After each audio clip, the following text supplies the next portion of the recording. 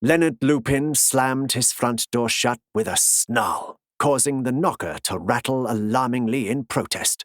The popping paparazzi continued to pointlessly aim their cameras at the resolutely closed hunk of wood for a good half hour after his disappearance, just in case. Leaning, panting against the dingy wall of his hallway, he shook off his infamous trench coat with practiced ease and threw it to the ground in disgust. He hated his daily dogfight with the packs of reporters that camped outside his front door. Speed dialing his agent as he strode through the kitchen, phone wedged between shoulder and ear, he grabbed the carton of open grape juice from his retro-style Smeg fridge and glugged it down straight, fervently wishing he could add vodka to it. "Angelica!" he barked when she answered. "Cancel my contract with Brava TV. I'm not continuing with this ridiculous persona for another minute." There was a pause. He could hear her dragging on her oversized opalescent vape and imagined its hated swirls of mock smoke escaping around her gleaming head like something akin to Alice in Wonderland. "Have you finished?" came the drawling tones he'd come to loathe so much.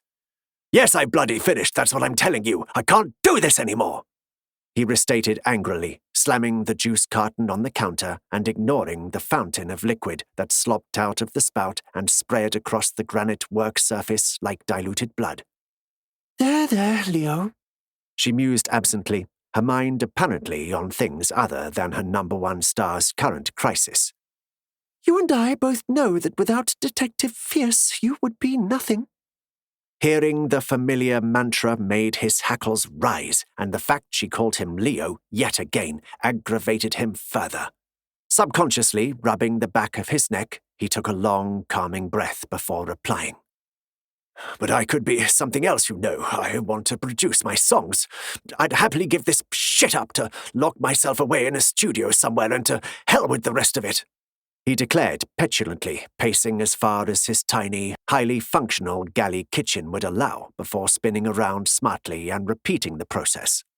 In her chic, if chaotic office in Denmark Street, the familiar Doppler sounds of the sirens in the distance, Angelica sat up straight, causing her throne-like chair to pivot. She was used to his despairing outbursts, but once in a while she knew she had to throw him a bone to keep him under control. She had worked far too hard for too long on his character to let him fly the coop just yet. Brain racing in hyperdrive, she smiled enigmatically, one perfectly plucked eyebrow arched. "I tell you what," she began, shuffling swiftly through a pile of paperwork on her desk and causing a minor landslide on the far side. "How about a holiday?" Startled, Leonard stopped mid-pace, his angular frame looking stork-like as he paused with one leg bent. "What on earth are you talking about? Did you not hear what I said?" he demanded. "Of course I did, darling, but I think what you need most of all is a break, a little time away to relax. Write some of your silly songs where you can't be disturbed."